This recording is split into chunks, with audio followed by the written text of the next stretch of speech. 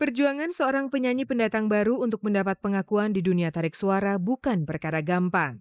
Jatuh bangun, pahit getir demo lagu yang dibawanya ditolak oleh recording company merupakan hal yang biasa. Perjuangan pantang menyerah dan ketekunan merupakan suatu jalan menuju popularitas. Seperti yang dialami oleh Elo. Puncak popularitasnya di tahun 2005 telah dirintisnya sejak 3 tahun yang lalu dan hasilnya tidaklah sia-sia. Albumnya lumayan laku keras dan satu hal membanggakan.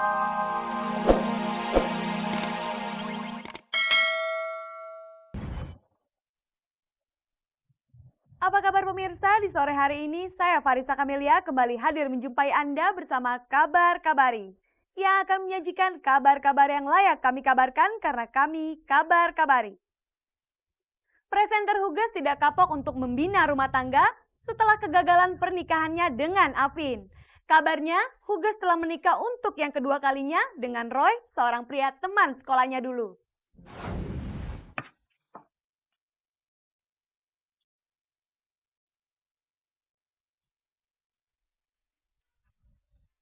Tak lama setelah tertimpa musibah akibat persoalan rumah tangga yang sempat meruntuhkan mentalnya, Dewi Huges kembali menampakkan wajah sumringah. Gambaran Huges yang berlinang air mata terhapus oleh senyum manis dan sikap optimisnya. Ketebalan iman dan dukungan dari teman-teman dekat diakui Huges sebagai siraman bagi hatinya yang layu. Tak hanya teman dekat, kabarnya seorang pria istimewa yang kini menjadi teman dekat pemilik nama lengkap Desak Made Hugesia Dewi ini juga berandil besar dalam membangkitkan Huges dari keterpurukan. Dukungan yang tak henti itulah yang kabarnya lagi membuat Huges pun akhirnya membuka diri untuk berbagi cinta dengan seorang pria bernama Roy yang merupakan teman semasa sekolahnya dulu. Tak hanya itu, kabarnya lagi kedekatan antara Huges dan Roy telah membawa keduanya menuju pelaminan 3 bulan yang lalu. Ditemui di sebuah acara, Huges membantah kabar tersebut. Lu mah aneh-aneh aja lu, paling-paling lu ya. Nggak pernah bisa meninggalkan gua duduk dengan tenang gitu, menikmati hembusan angin segar gitu ya, barang sehari. Pasti ditanyain yang aneh-aneh. Sebagai seorang wanita, pastilah ia tidak ingin selamanya hidup sendiri. Namun, pengalaman pahit yang pernah dirasakannya dulu membuat ia semakin berhati-hati dalam menentukan calon pendamping hidup. Melihat situasi dan kondisi yang pernah terjadi, dan belajarlah dari pengalaman yang sudah lewat, supaya nggak keulang lagi. Meski tidak trauma dengan sebuah ikatan pernikahan, Huges mengaku trauma dengan hukum pernikahan yang berlaku di Indonesia. Kalaupun nanti sampai iya, pasti berdasarkan pengalaman lagi ya, pasti tidak di dalam negeri, tidak dengan hukum Indonesia. Cowoknya harus yang mungkin import. Ya, banyak faktor lah. Jadi benar nih Ges, belum melambaikan janur kuning untuk yang kedua kalinya. Ya, kelihatannya gimana? Udah terserah aja deh mau ngomong apa kek. Yang penting gue nggak cerai. Oh ya belum. Nanti ya tunggu. Pasti akan dikasih kabar. Meski tali silaturahmi antara Ahmad Hestiavin dengan Huges telah tersambung akibat adanya perdamaian, mantan suami Huges ini mengaku tidak tahu menau mengenai kabar pernikahan kedua mantan istrinya itu.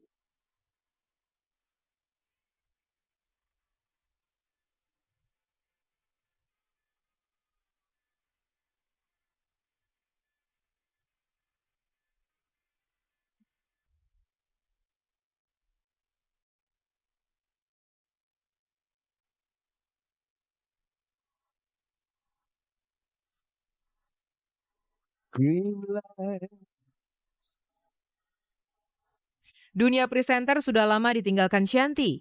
Kini mantan VJ MTV itu lebih dikenal sebagai seorang penyanyi. Rupanya satu profesi sebagai penyanyi saja tidak cukup membuat Anissa Nurul Shanti sibuk. Ia pun giat menggeluti dunia lain. Masih di ladang hiburan, diam-diam penggemar olahraga motorcross ini tergiur untuk berakting.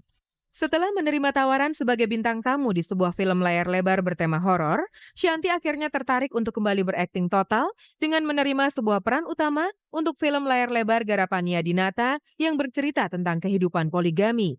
Gue tuh maunya main film memang nggak mau cerita yang udah ketebak gitu, kayak misalnya film-film yang udah ketahuan nih ceritanya kayak gini nih gitu. Justru film-film yang twist-nya unik, terus udah gitu ya boleh dibilang mengundang kontroversi, bolehlah dibilang gitu. Tapi kan yang penting inti pesannya dari film itu sendiri.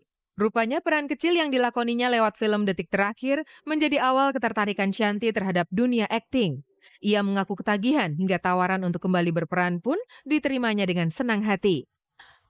Beda banget, rasa sensasinya gitu ya. Memang kalau peran kecil itu nggak seintens peran utama dan waktu masuk ke Berbagi Suami, itu tuh digenjot 2 kali seminggu reading dan langsung bertemu dengan yang sangat-sangat senior gitu. Tak tanggung-tanggung, dalam film barunya itu, Shanti mendapat kesempatan beradegan dengan bintang film kawakan sekelas Ria Irawan dan Yayang Senur.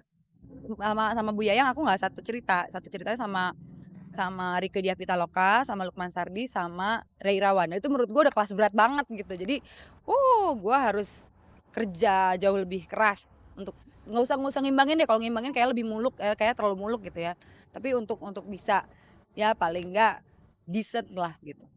Untuk film terbarunya itu, Shanti kebagian peran sebagai perempuan asli desa.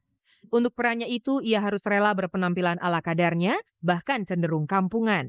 Ya memang keperluan untuk karakternya itu ya umur 26, 27 gitu, dan yang mukanya harus Indonesia banget gitu, dan harus mau tampil, jelek. Karena di film itu bener-bener polos banget gitu, dan pakai bajunya tuh ya alah bener-bener deh kasihan banget, pakai daster, seragam kita tuh waktu di film itu.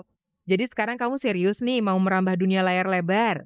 Gue suka banget walaupun cara kerjanya beda banget sama nyanyi ya, beda banget karena waktu syuting Berbagi Suami itu, wah gila, padet banget jadwalnya. Wah gila deh bener-bener. Tapi gue ketagihan dan udah kepengen terus nih yang lanjutin.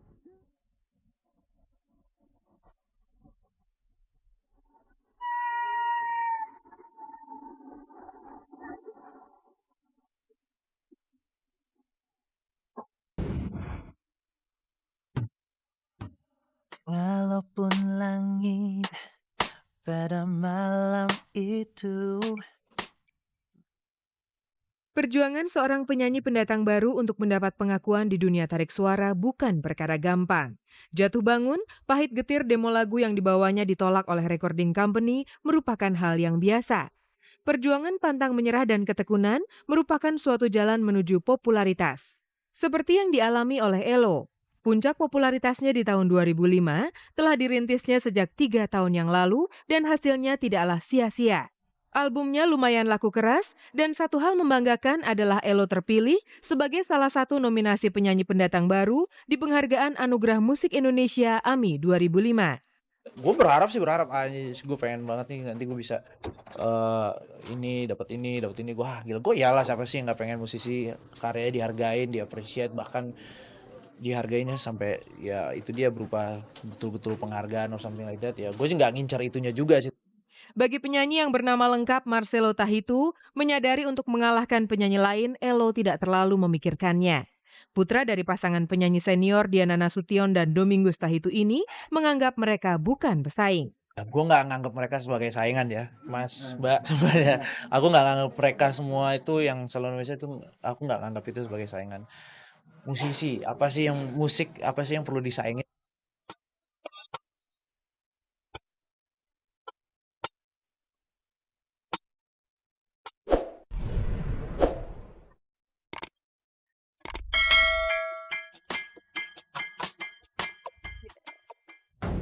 Pemirsa, ingin tahu cerita pengalaman syuting film yang dilakukan oleh DJ Winky di negeri Paman Sam?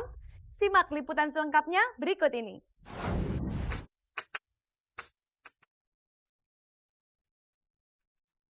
Winky Wiryawan punya pengalaman seru selama menjalani syuting sebuah film layar lebar di negeri Paman Sam.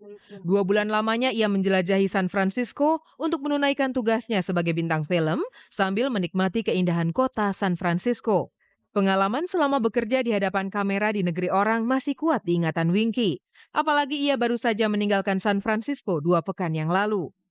Pengalaman serunya, gue merasakan rumah sakit Amerika. Gue sempat masuk emergency di sana. Jadi ada satu scene gitu pas kita syuting, itu ada kayak lari di atas mobil. Terus tiba-tiba pas lagi udah cut gitu, gue harus loncat kan dari mobil ke bawah gitu. Nah, harusnya tuh loncatnya ke kanan karena yang di kanan yang ada pengamannya. Gue lupa ke kiri, pas ke kiri kaki gue nyangkut kepleset. Selain oleh-oleh cerita, luka kecil di tangan Wingky akibat terjatuh mungkin bisa menjadi monumen indah yang mengukir pengalaman pertamanya merasakan rumah sakit di Amerika Serikat. Oh, nih bekasnya.